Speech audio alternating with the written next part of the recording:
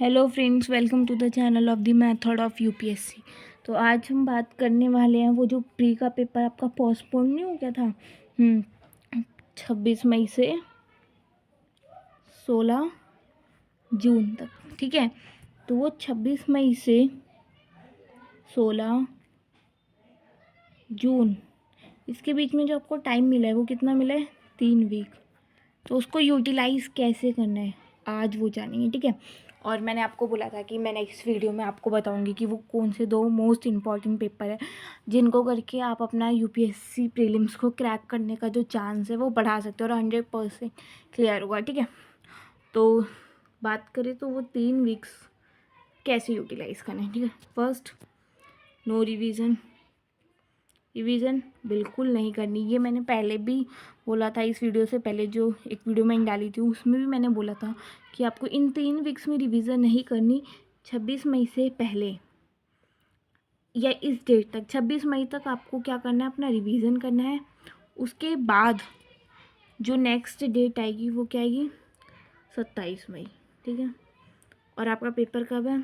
16 जून। ठीक है, तो 27 मई और 16 जून की बात करें तो 27 मई से लेकर 15 जून, ठीक है, इस दिन तक आपको नो रिवीजन, मतलब रिवीजन नहीं करनी। ये दिमाग में बिठा लीजिए अपने। और सेकंड मोस्ट थिंग जो है कि इन 3 वीक्स में आपको क्या नहीं करना? मेंस की प्रिपरेशन बिल्कुल नहीं करनी।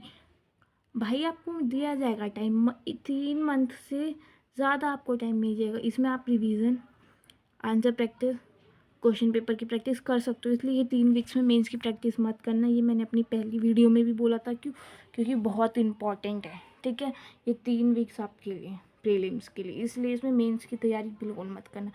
तो अब बात करते हैं इन 3 वीक्स। पहला, नो रिवीजन।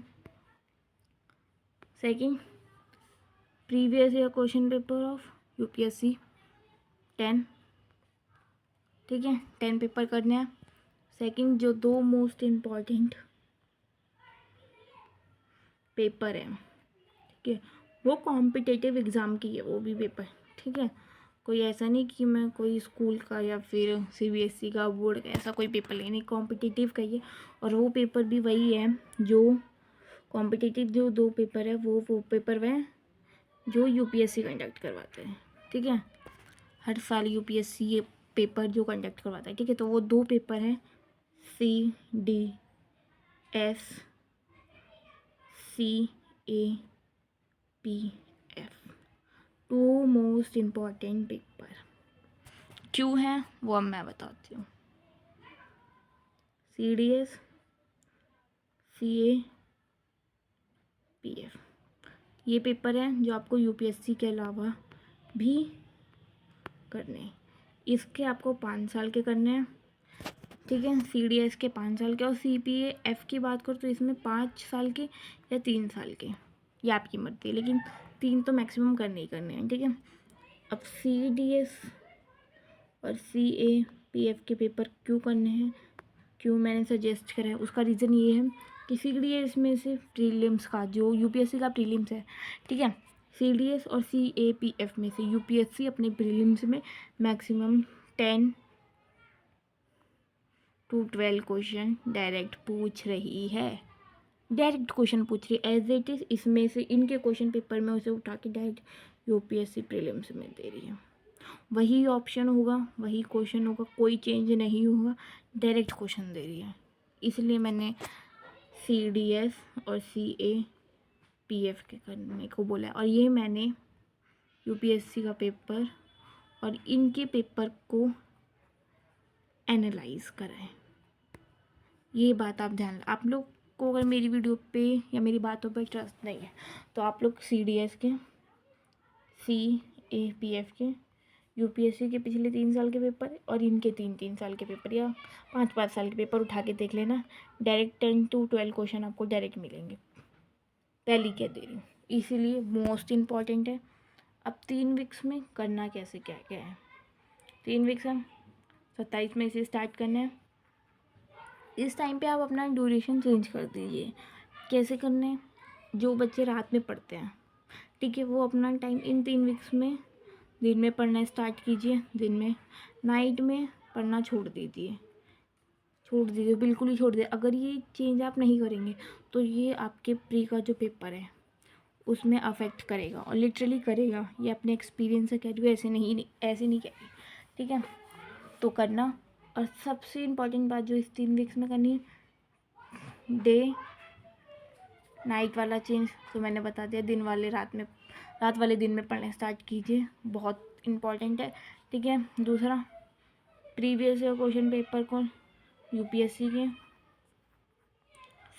CDS और CAPF, इनके रोज़ मैक्सिमम एक दिन में 2 पेपर करिए, और सुबह ही करिए। क्यों? क्योंकि अगर आप सुबह करेंगे तो आपका जो माइंड है ना वो उसके अकॉर्डिंग बैठ जाएगा। क्यों? क्योंकि आपका जो प्रीलिम्स का पेपर है वो मॉर्निंग में है, ठीक है। तो आप रोज़ मॉर्निंग में क्वेश्चन पेपर सॉल्व करेंगे, रोज़ करेंगे 3 वीक तक लगातार अगर करेंगे तो क्या होगा, आपका माइंड उसी हिसाब से बैठ जाएगा, और वो आपको बेनिफिट देगा प्रीलिम्स के पेपर में, इसलिए बोल रही हूँ, ठीक है। तो सबसे इम्पॉर्टेंट बात जो इन 3 वीक्स में करनी है, टाइम टेबल चेंज करिए, प्रीवियस ईयर क्वेश्चन करिए, रिवीजन नहीं करनी।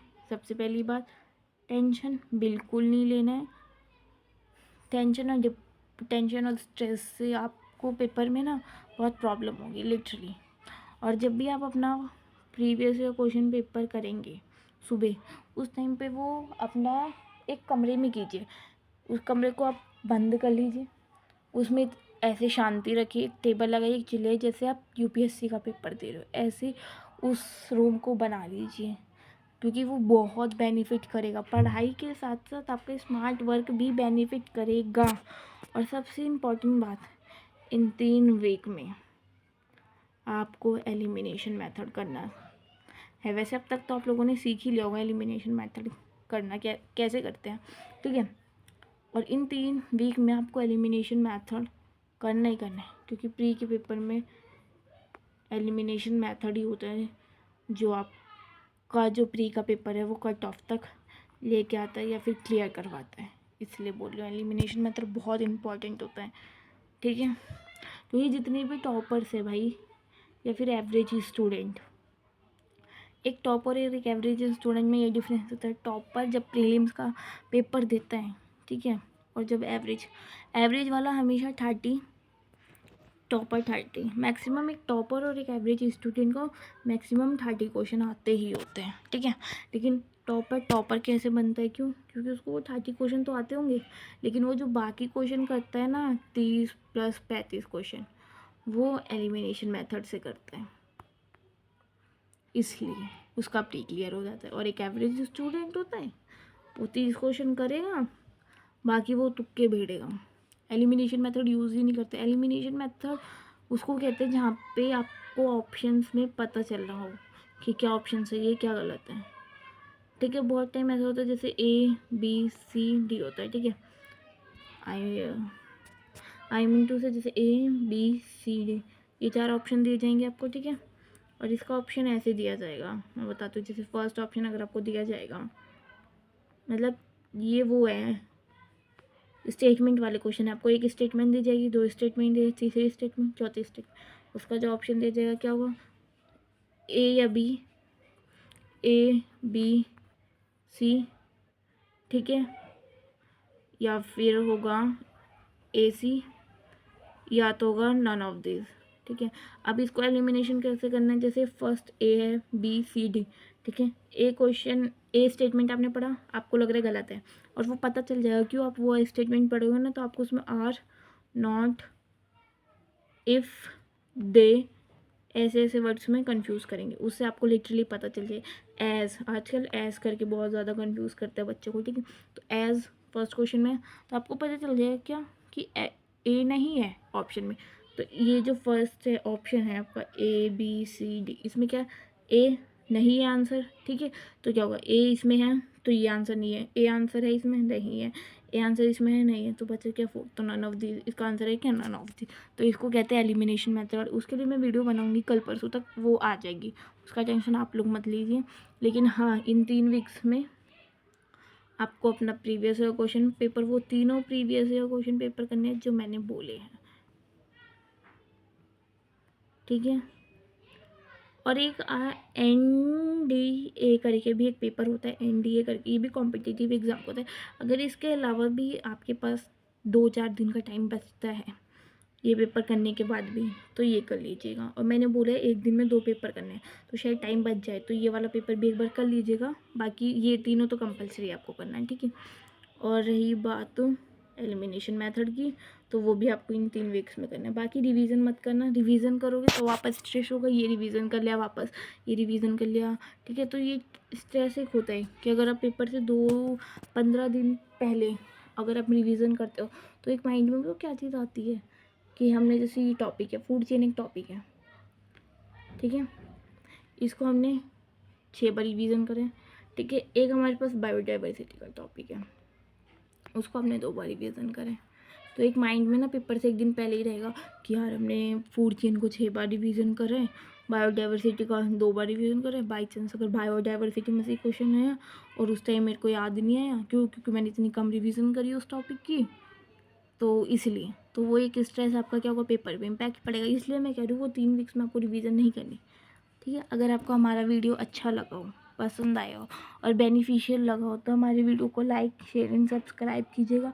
और प्लीज़ ये वीडियो को जितना हो सके शेयर कीजिए, क्योंकि बहुत से बच्चे ऐसे हैं जो कोचिंग की फ़ीस या फिर कोचिंग वगैरह या ऑनलाइन कोचिंग जो होती है, ऑफलाइन ऑनलाइन कोचिंग, या अफोर्ड नहीं कर पाते, तो इस वीडियो के दौरान उनकी हेल्प होगी, ठीक है। और रही बात है कोचिंग पे भी मैं वीडियो बनाने वाली हूँ कि कौन सी कोचिंग बेनिफिशियल है, कौन सी कोचिंग सिर्फ आपका पैसा लेने के लिए बस बैठी हुई है, उस पर मैं वीडियो बनाऊँगी। लेकिन हाँ, इस वीडियो को आप जितना हो सके दूसरों तक शेयर कीजिए, लाइक कीजिए, सब्सक्राइब कीजिए।